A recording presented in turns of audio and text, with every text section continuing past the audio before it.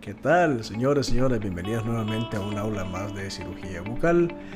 Mi nombre es el doctor Alejandro Miliani y yo tendré el gusto de estar discutiendo y platicando con ustedes por medio de esta herramienta de diferentes situaciones, emergencias o urgencias que puedan darse durante los procedimientos clínicos a nivel odontológico. ¿Qué quiero decir esto? Son problemas médicos que se pueden dar o que se pueden presentar en nuestros pacientes, pero lo vamos a ver desde un enfoque a nivel de clínica o de clínico o de operador odontológico. En este caso vamos a hablar el día de hoy de otro de los problemas bastante comunes que se pueden presentar con menor frecuencia, pero puede darse a nivel de nuestra consulta, los cuales son las crisis convulsivas, las convulsiones y la epilepsia.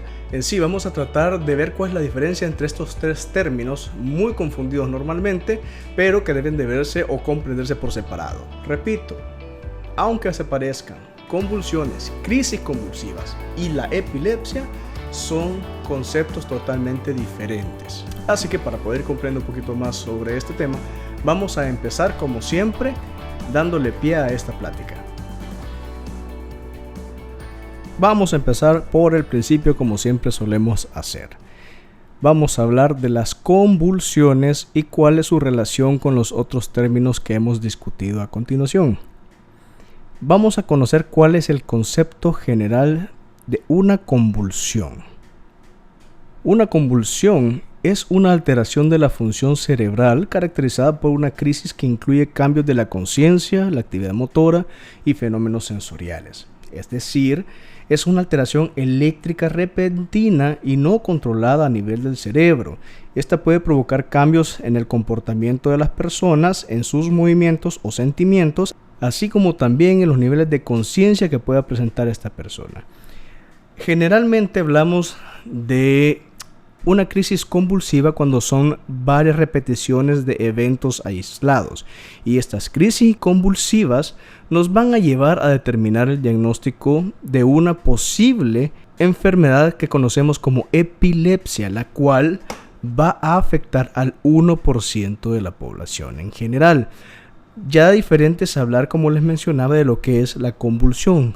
El 10% de las personas en general van a presentar un episodio de convulsión, pero no se debe de confundir con la epilepsia, pues ya esta viene siendo un síndrome, una conjunción de síntomas, de signos, que son varias convulsiones repetitivas que llegan a determinarse o a darles el término de epilepsia. Y esto, repito, es solo para el 1% de la población. Ahora, depende del grupo etario, las causas pueden variar, sea en personas adultas o en infantes, ya vamos a ver más adelante. Pero espero que se comprenda un poquito mejor. La convulsión es el resultado de un cortocircuito a nivel cerebral que va a provocar todos estos cambios internos. La crisis convulsiva viene dado por los factores que van a desencadenar el episodio, y la epilepsia ya es un síndrome caracterizado por varias crisis convulsivas de forma repetitiva. Es decir, para que nosotros tengamos el diagnóstico de epilepsia, tenemos que tener o estar conscientes de que deben aparecer tres factores importantes, los cuales nos van a dar la pauta de que estamos ante un caso de epilepsia. Primero, las convulsiones deben ser repetitivas, no aisladas. Segundo, tenemos que estar conscientes de que ese paciente ya tiene este problema de forma crónica y lo ha presentado con anterioridad, frecuente o no tan frecuentemente. Y tercero, en ese caso vamos a tener que debe de ser de origen orgánico, es decir, no podemos hablar de una epilepsia cuando está causado por algún incidente aislado por consumo de alcohol o algún otro estupefaciente, o derivado de un suceso o un impacto fuerte o medicamentos en general. Y ahí estaríamos hablando solamente de una crisis convulsiva. Es decir, esos van a ser los factores que nos tienen que dar a nosotros la pauta de diferenciar uno de otro escenario cuando tengamos presente esta situación dentro de nuestra consulta con alguno de nuestros pacientes. Clasifiquemos para ir comprendiendo que no hay un tipo o un origen específico de la epilepsia. Tenemos varias razones por las cuales un paciente puede presentar esta situación. Una crisis convulsiva puede ser de origen parcial o focal, generalizadas o de una forma que no está clasificada. La diferencia entre una parcial y una generalizada es el foco o el origen de este problema, ya que las parciales ocurren cuando esta actividad eléctrica se da únicamente en una zona limitada del cerebro. Por otro lado, si hablamos de una crisis generalizada, se produce en todo el cerebro a nivel de ambos hemisferios y provoca pérdida de conciencia, es decir, pérdida del conocimiento, que es un tema que hemos tratado anteriormente en otro de nuestros videos. Y la crisis no clasificada, estas son crisis generalmente que están presentes en pacientes neonatos o pacientes infantiles por medio de espasmos en este grupo etario de la población. Si hablamos de las causas que producen estos episodios, podemos clasificarlas en tres tipos: idiopáticas, genéticas y sintomáticas. Las idiopáticas son convulsiones generalmente crónicas que ocurren sin una causa identificable en personas con o sin antecedentes familiares de epilepsia o de estados convulsivos. Las genéticas a menudo se representan por problemas del desarrollo y suelen estar generalmente ligados a problemas heredofamiliares.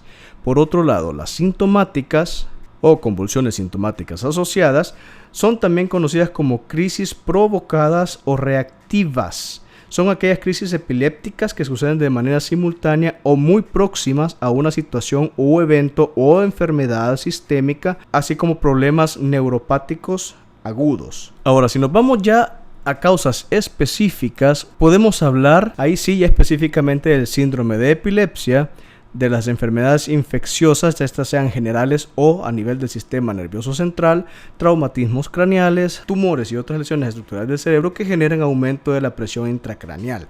Generalmente esta es la que está más ligada a personas adultas. Tenemos también la intoxicación por alcohol y otras drogas, así como episodios causados por una fiebre alta, un estado de hipoglicemia, factores hereditarios y factores idiopáticos, es decir, que no tienen una razón específica de ser. ¿Cómo vamos a realizar el diagnóstico de una crisis o de una situación de convulsiones? Obviamente, esto será referido a un médico neurólogo, el cual hará los pertinentes exámenes y pruebas adecuadas para llegar al diagnóstico, pero generalmente se hacen por medio del electroencefalograma, ya que este puede revelar un patrón que le indique al médico si la convulsión puede ser una situación espontánea o pudiese volver a ocurrir en algún momento. La prueba del electroencefalograma también puede ayudar al médico a descartar otras afecciones similares a la epilepsia, pero no en sí la epilepsia, que pueden llegar a ser causas de estas convulsiones.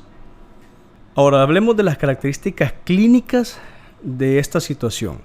La presentación o el cuadro clínico va a variar dependiendo del tipo de crisis o el origen de las mismas, pero podemos tener que generalmente se van a dar por medio de un inicio súbito. Se va a dar una pérdida del estado de alerta del paciente acompañado con movimientos tónicos o clónicos, apnea, relajación de esfínteres y en ocasiones van precedidas de un aura o un automatismo o ambos casos. Ahora, si vamos a hablar específicamente de características clínicas bucales, que son las que nos corresponden a nosotros como odontólogos verificar o confirmar en el paciente sobre estas crisis convulsivas, o sea, si un paciente que suele tener convulsiones o que esté diagnosticado con síndrome de epilepsia, tenemos que tener en cuenta que podemos observar hiperplasia gingival causada generalmente por los fármacos que estas personas consumen, en específico la fenitoína y la fenilidantoína. Estos son los fármacos que causan este crecimiento de la encía. Tenemos también glositis migratoria benigna, paladar profundo, arrugas palatinas prominentes, desmineralización o hipoplasia de esmalte. Podemos encontrar también caries abundante en estos pacientes debido a la serostomía que presentan, siempre por los fármacos que el paciente está consumiendo, una mala oclusión, reabsorción óseas o radiculares de forma atípica, trismo. Ya mencionamos que la senostomía causada por las carbomazepinas es lo que nos va a generar las caries de las que mencionábamos anteriormente, agrandamiento del conducto de Stennon y complicaciones hemostáticas debido al ácido valproico que algunos de estos pacientes también suelen consumir. Por eso es que nosotros como odontólogos tenemos que estar pendientes de todas estas señales de alarma o todos estos síntomas de alarma que puede el paciente presentar por medio de la anamnesis que le estamos haciendo. Tanto las preguntas a él como a los familiares que generalmente a veces los acompañan. Porque a medida que nosotros tengamos todo este abanico de información, entonces vamos a poder tomar las medidas adecuadas para que la consulta del paciente sea lo menos traumática posible, a las horas adecuadas y de alguna manera manejar los niveles de estrés para estos pacientes, la iluminación y cosas que vamos a ver más adelante, pero todo tiene que ver o tiene relación a los cuadros que el paciente ha presentado previamente. Probablemente ha pasado por un médico, el cual le ha dado todos estos medicamentos para que el paciente se mantenga en un estado lo más neutral posible, pero que sí pueden afectar, como podemos ver, tanto a nivel de medicamentos como a nivel de problemas resultantes de irritaciones crónicas que pueden haber en los tejidos y crecimientos tanto gingivales como también a nivel palatino de las arrugas, como ya mencionamos, y eso nos va a dar a nosotros la idea de cómo ir manejando efectivamente cada uno de los casos que se nos puedan presentar a nosotros dentro de la consulta. Siguiendo con esta plática, hablemos de los factores de riesgo que pueden llegar a desencadenar estas convulsiones. Entre los más comunes tenemos la fiebre, cuando esta temperatura corporal sube de manera exorbitante, más aún cuando suele estar asociada a una infección preestablecida. La falta del sueño, las luces parpadeantes o destellantes, patrones que se desplazan, es decir, todos esos movimientos psicodélicos de ciertos patrones que a veces se encuentran en nuestro entorno, y otros estimulantes visuales que pueden desencadenar el estallido de estos escenarios no deseados. A nivel general, nosotros podemos llegar a prevenir estos cuadros de crisis convulsiva tomando en cuenta los siguientes aspectos básicos: que el paciente se tome adecuadamente y a las horas que debe ser su medicamento, que hable con el médico o con el enfermero cuando tenga algún tipo de preguntas sobre los procedimientos o sobre algún tipo de proceso clínico al cual él pueda llegar a temer y pueda por el mismo estrés desencadenar estos cuadros. Aprender a reconocer los desencadenantes o las situaciones que desencadenan o que hacen estallar estas convulsiones, las cuales hemos mencionado anteriormente, que son luces intermitentes o muy brillantes. Llevar un registro de las convulsiones para saber si son crónicas o es un episodio aislado. Dormir lo suficiente, porque incluso la falta del sueño puede llegar a provocar cualquiera de estos incidentes. Y disminuir el estrés en lo posible durante cualquiera de nuestros procedimientos a nivel de cavidad bucal. Ahora bien, si ya en realidad hemos tratado de prevenir todas estas situaciones, pero se nos da uno de estos escenarios, entonces tenemos dos opciones de manejo: el manejo preventivo y el manejo en sí de la crisis convulsiva ya dada. Vamos a hablar primero de lo que es el manejo preventivo. Ya en la consulta nosotros debemos manejar una historia clínica adecuada, saber conocer los prodromos o el aura que se da previo a desencadenar estos episodios, conocer y evitar los factores que van a desencadenar en el paciente en específico cualquiera de estas situaciones, el manejo de fármacos anticonvulsivantes, es decir, saber cuándo están medicados. Eso se va a dar por medio de la historia clínica, cuando le vamos a preguntar al paciente si está consumiendo cualquiera de estos fármacos, que generalmente están ligados a pacientes que ya llevan un padecimiento crónico de la enfermedad o del síndrome. Generalmente están bajo el efecto de la fenitoína, de carbamazepina, fenobarbitales o ácido valproico. Hay que tomar a bien posponer las citas si es necesario en causa de que haya habido un episodio reciente. Evitar recetar fármacos por nuestra parte que pudiesen llegar a desencadenar estas situaciones, como el ciprofloxacino o la mepiridina. Sabemos que hay otras opciones las cuales podemos utilizar nosotros como odontólogos para cubrir las necesidades que estamos tratando de cubrir con estos anteriores. Podemos nosotros llegar a manejar o a recetar fármacos sedantes o ansiolíticos a estos pacientes previo a las consultas, por ejemplo una benzodiazepina. Tenemos nosotros que generar un ambiente un poco bajo en estrés, generalmente dado por visitas matutinas y cortas, la posibilidad de una sola sesión que pueda darse todos los procedimientos bajo una anestesia general, un buen manejo de la analgesia local, evitar el uso de abrebocas, dique de goma, grapas, portamatrices en estos pacientes, por si se llega a dar un episodio o si se llega a dar un caso de un ataque convulsivo, no estar con el riesgo, si ya sabemos que el paciente lo suele presentar, no estar en ese momento con riesgo de estar tratando de retirar cosas de la boca, porque incluso nosotros como operadores podemos salir lesionados. Y ya por último, como siempre lo hemos dicho, mantener siempre una interconsulta con el médico tratante cuando ya conocemos que ese paciente padece de esos cuadros, ya que, como en varias ocasiones hemos mencionado, la prevención es una mejor estrategia que la curación, y más en este tipo de situaciones. Ahora bien, ya de manera de conclusión, si a pesar de que hemos seguido todas las pautas anteriores y aún así el paciente nos presenta una convulsión, en ese caso hay cosas que debemos y otras cosas que no debemos hacer. Señores, lo primero, señoras, mantener la calma. Luego que tenemos controlada la situación, entonces en ese momento nosotros volteamos la cabeza del paciente, porque si tiene mucha saliva o empieza a vomitar, se puede ahogar con su propia saliva o vómito. Mantenemos la cabeza del paciente protegida, no la agarramos fuertemente, sino que la mantenemos protegida por medio de algún trapo, una camiseta, algo blando que le pueda evitar los golpes contra el suelo. Esto lo va a proteger sobre algún golpe que se pueda dar a nivel del cráneo. Luego de esto, vamos a tomarle el tiempo de cuánto se recupera, porque generalmente estos escenarios van a durar entre un par de segundos, 1 o 2 minutos máximo, a veces hasta 5, más de 5 minutos. Hay que ponernos en contacto con los servicios de emergencia, ya que en estas situaciones no es tan normal. Y por último, hay que mantenernos con este paciente al lado de él hasta que se recupere por completo, porque puede generar un poquito de confusión y aturdimiento todo este entorno o toda esta situación la cual está pasando. Y entre las cosas que no debemos hacer, aunque la hayamos visto en algún momento o en alguna imagen o en algún video, tenemos 4 principales que tenemos que estar bien conscientes de evitar.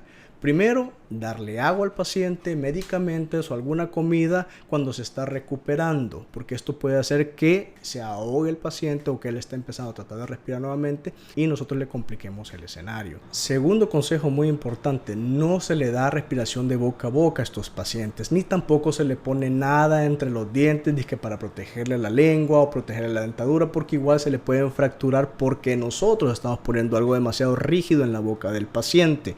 Y por último, no se agarra el paciente con fuerza para tratar de inmovilizarlo. Al contrario, como ya dijimos anteriormente, solamente debemos de estar a la par de él hasta que dure el episodio. Y estas serían las recomendaciones, las ideas, las sugerencias que yo les puedo dar para que ustedes sepan manejar adecuadamente un cuadro de convulsiones si se les llegase a presentar en cualquiera de sus pacientes dentro de la consulta odontológica. Y es así, señores, señoras, como damos fin a otra plática más dentro de nuestro canal relacionado a la salud, específicamente al área de odontología y de cirugía bucal. Como siempre, compartiéndoles a todos ustedes pues la bibliografía que siempre ocupo para poder desarrollar estos temas. Espero que les sea de mucha ayuda. Nuevamente, muchísimas gracias por haberme acompañado en una plática más. Los espero en la próxima y como siempre yo les comparto todas mis redes para que ustedes puedan hacer sus consultas, sus preguntas o sugerencias sobre temas a poder discutir en un futuro. Me despido por esta ocasión y espero verlos en la próxima. Mi nombre es el Dr. Alejandro Miliani. Hasta pronto. Señoras, se cuidan.